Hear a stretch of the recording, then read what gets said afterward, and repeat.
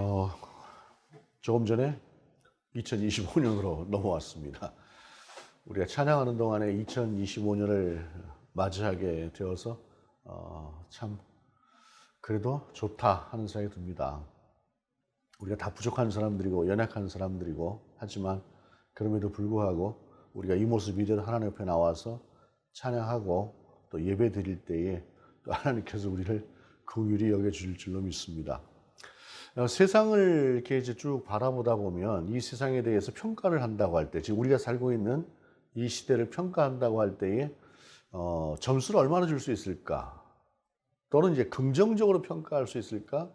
아니면 부정적으로 평가할 수 있을까라고 생각할 때에 뭐 긍정적으로 평가하는 사람들도 많이 있겠지만 부정적으로 평가하는 사람들도 꽤 있을 것 같다는 생각이 들어요. 그런데 부정적으로 평가를 하는 그 사람들에게 그러면은 이 부정적일 수밖에 없는 이 시대와 이 상황을 위해서 당신은 어떤 삶을 살고 있습니까? 라고 묻는다고 한다면 과연 어떻게 대답을 할까? 뭐 나는 다 잘 살고 있다고 생각을 할 수 있겠죠. 그런데 그것을 점수로 매겨서 하나하나씩 이렇게 해보자고 한다면 어쩌면 세상을 향해서 시대를 향해서 비난하고 불평하고 하는 그 불평의 원인이 본인일 수도 있는 그런 상황을 맞이할 수 있지가 않을까 하는 그런 생각을 해봅니다. 그러면서 이 시대라고 하는 것이 나는 아닌 것 같지만 어쩌면 나 때문에 이 시대가 좀 더 어두워지고 어쩌면 나 때문에 이 시대가 더 부정적인 시대가 되어갈 수도 있겠다 하는 생각을 우리가 한번 좀 해보면 좋겠다 하는 생각이 들어요. 왜냐하면 우리가 그렇게 우리 자신을 돌아보지 않게 되면 우리라고 하는 사람으로 인해서, 우리 그리스도인이라고 하는 사람으로 인해서 오히려 빛이 가려워지는 그러한 시대가 될 수 있고 그러한 상황이 될 수 있고, 교회의 문이라고 하는 것이 오히려 나 때문에 더 문턱이 높아지고 문은 닫혀지는 그러한 상황이 될 수도 있겠다라고 하는 생각을 우리가 늘상 해야 될 것 같다라고 하는 생각을 합니다.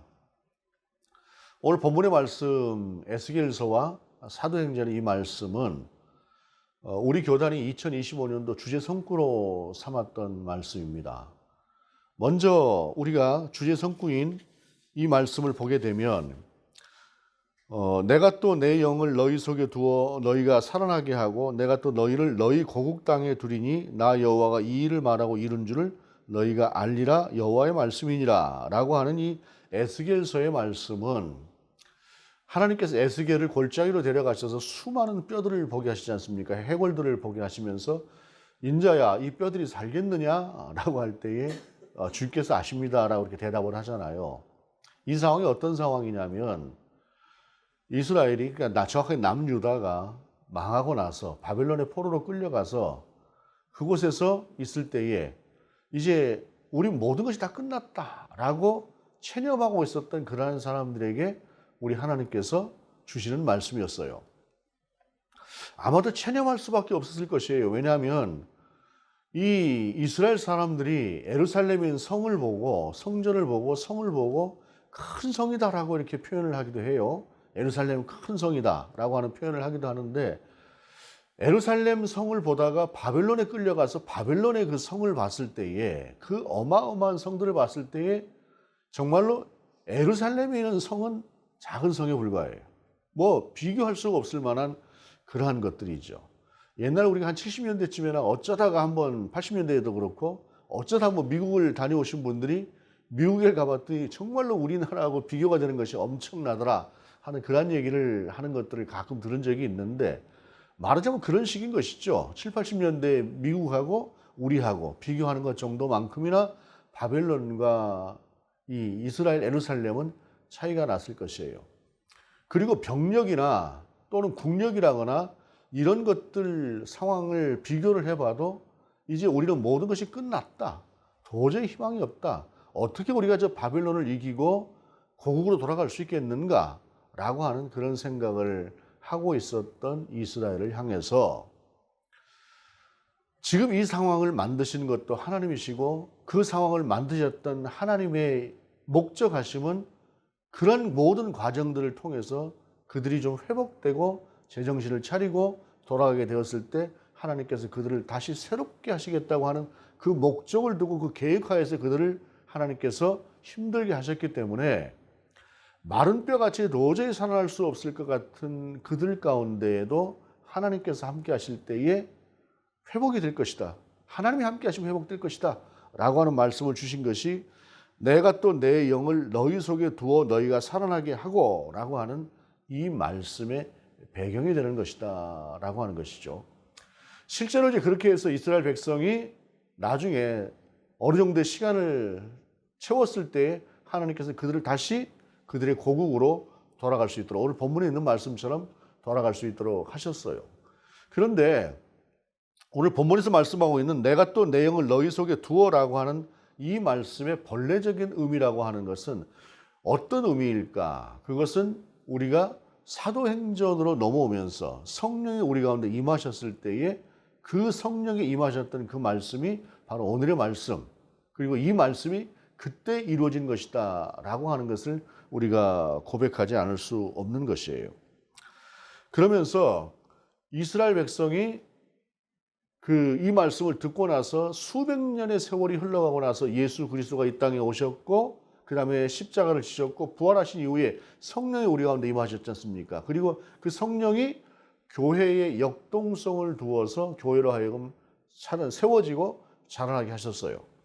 2025년도 우리 교단의 표어는 성령의 능력으로 성장하는 이런 쪽에 초점을 맞췄다고 한다면 저는 성장이라고 하는 것도 중요하지만 교회가 교회답게 세워지는 것이 중요하겠다 해서 저는 성장이라고 하는 쪽으로가 아니라 세워지는 쪽으로 저희 교회의 주제와 표어를 그렇게 잡았어요. 그런데 어찌됐든 간에 성령이 그들 가운데 임하면서 교회가 세워졌고 교회는 성장했고 확장되어져 갔는데 오늘 본문을 보게 되면 본문 말씀이 그리하여 온 유대와 갈릴리와 사마리아 교회가 평안하여 든든히 서가고 주를 경외함과 성령의 위로로 진행하여 수가 더 많아지니라. 분명히 확장되고 성장하는 것들을 우리 가운데 보여주고 있어요. 그럼 이 상황은 어떤 상황이냐? 9장이 시작되면서 바울의 이야기가 시작이 돼요. 바울이 살기가 등등해서 이 예수 믿는 것들은 다 때려잡아 죽여야 되겠다 생각을 하고 대제사장한테 가서 그들을 체포할 수 있는 그런 권한을 달라 해서 그 권한을 가지고 다메섹으로 달려갑니다. 달려가서 이 예수 믿는 것들을 모조리다가 멸해야 되겠다 생각을 하고 그렇게 달려가는 길에 어떤 일이 벌어집니까? 그 다메섹 도상에서 그 유명한 이야기. 하늘로부터 갑자기 빛이 탁 임하더니 바울이 갑자기 앞이 안 보이는 상황이 되면서 그때 어떤 음성이 들렸느냐? 사울아 사울아 내가 어째 나를 핍박하느냐? 라고 하는 그 음성이 하늘로부터 들리잖아요. 그러니까 사울이 놀래가지고 바울이 원래 이름이 사울이었잖아요. 놀래가지고 주여 니시오니까 라고 하니까 그때 들리는 음성이 나는 네가 핍박하는 예수다 라고 우리 주님께서 말씀하시는 것이에요. 얼마나 충격적이었겠어요. 자기 자신을 최선을 다해서 하나님의 사람으로 살고자 했는데 정작 그것이 하나님의 뜻과는 정반대되는 하나님의 사람들을 핍박하는 그러한 삶을 살았다고 하니 얼마나 이상했겠습니까? 정말 황당했겠습니까? 기가 막혔겠습니까?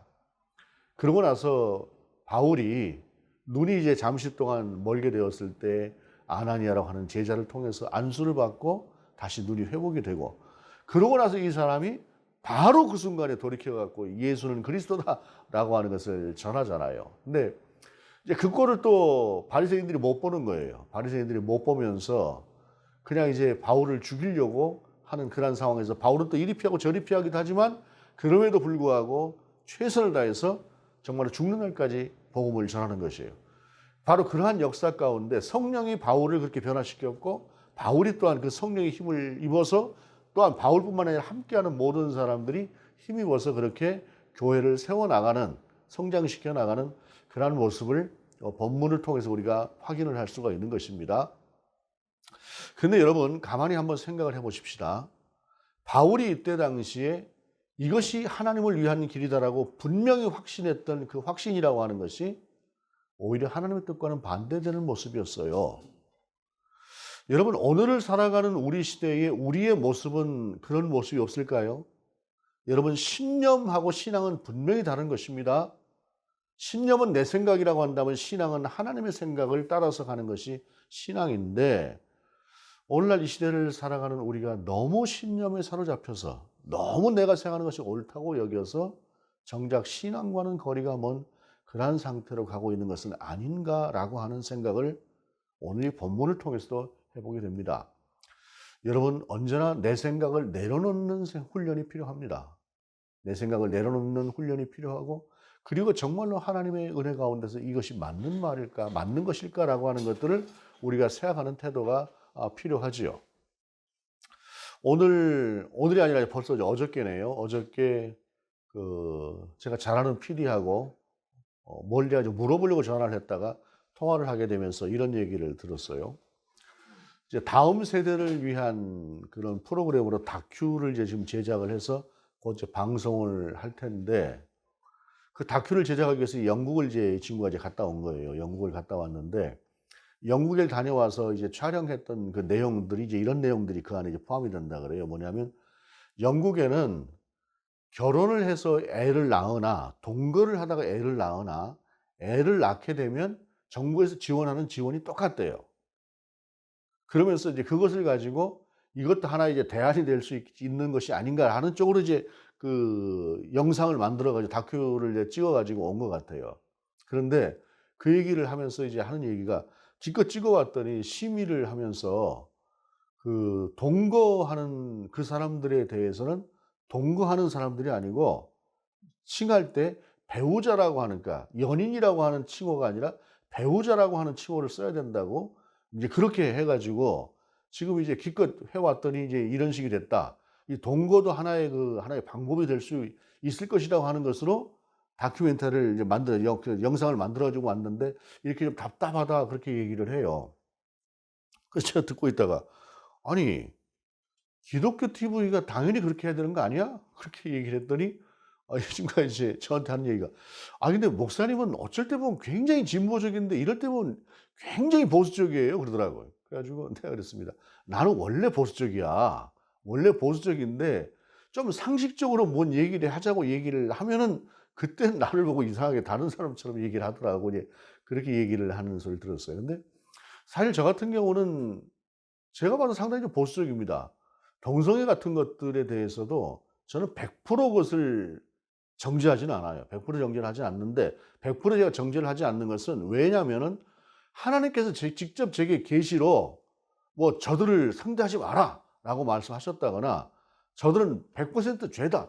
이렇게 말씀하신 것 같지는 않아요.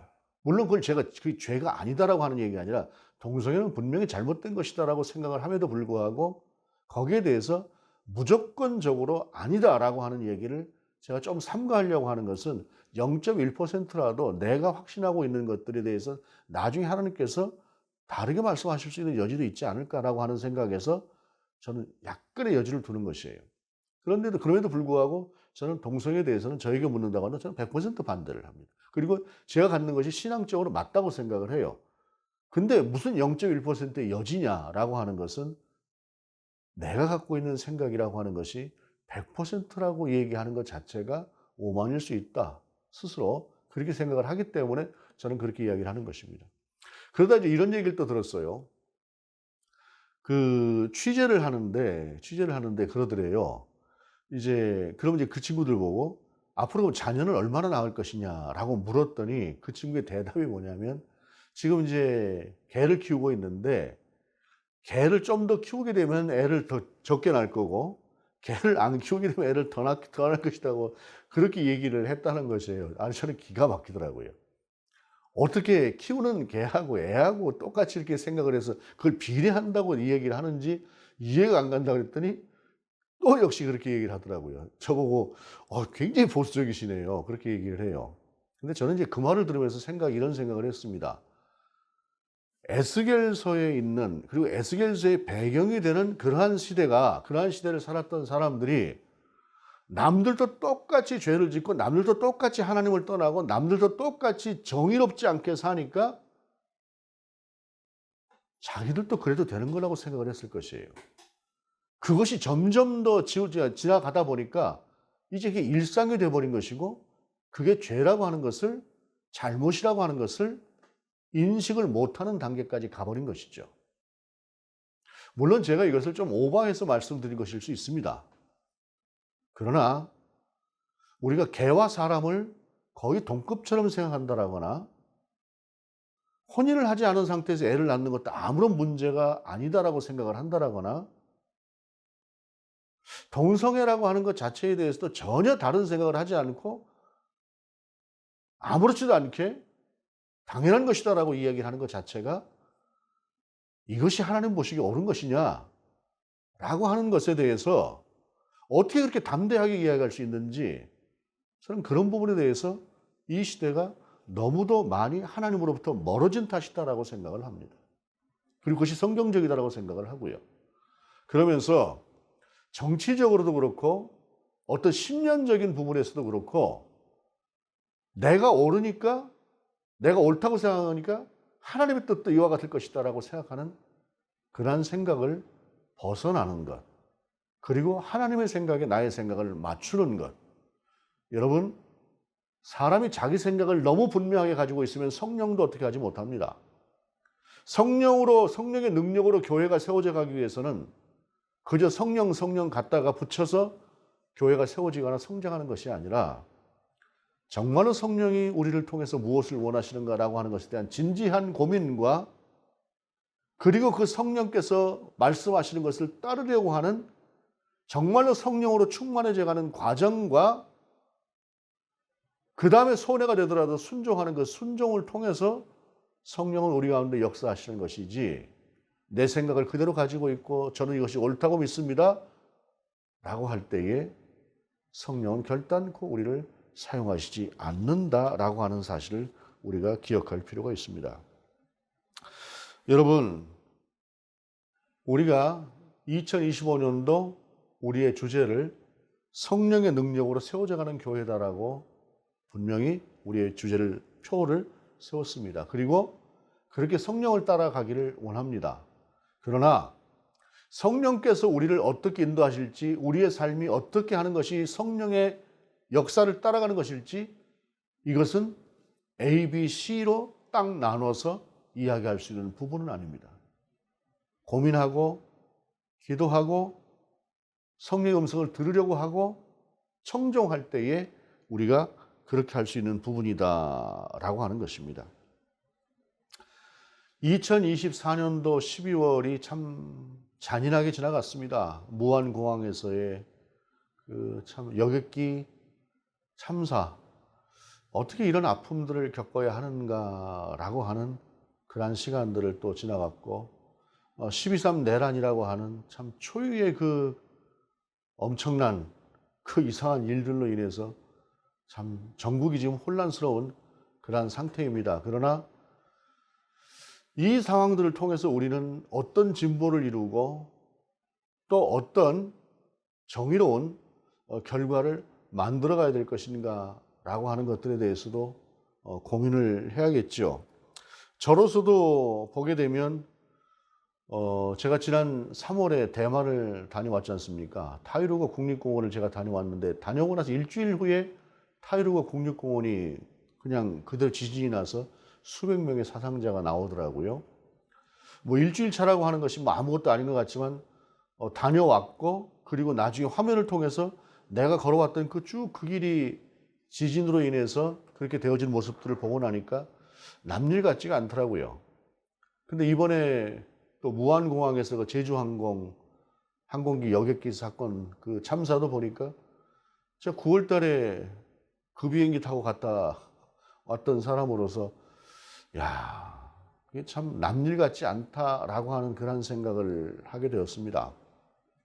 그러면서 참 2025년을 맞이하면서 2025년은 또 어떤 한 해가 될 것인가라고 하는 생각들을 하면서 삶과 죽음의 거리가 그렇게 먼 것이 아니고 하나님께로 불려 올라갈 날이 또 내가 그리 먼 것도 아니고 하는 그런 생각을 한 번쯤 해보게 되면서 중요한 것은 우리 그리스도인들이 그리고 나라고 하는 한 사람의 목사가 어떻게 하나님 앞에서 세워지고 살아야 될 것인가.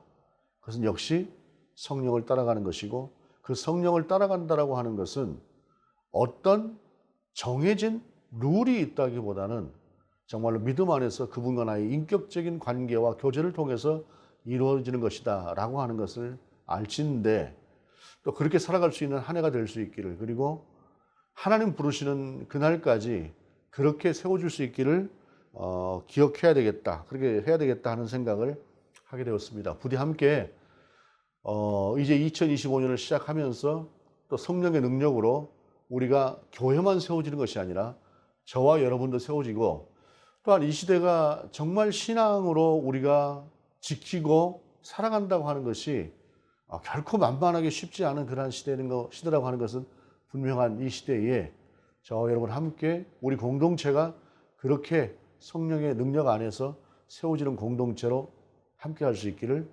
간절히 축복하고 기원합니다. 기도하시겠습니다.